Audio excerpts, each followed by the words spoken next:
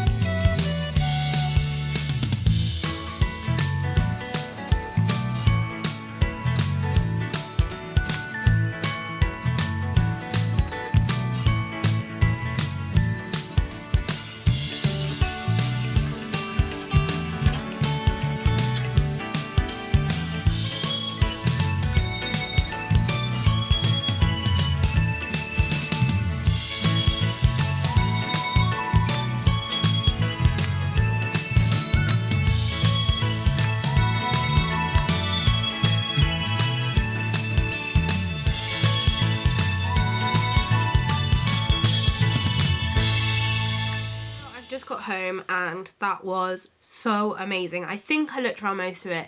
It was really big. As I said, it was like a 2-mile walk, but there was various different like routes within it that you can take.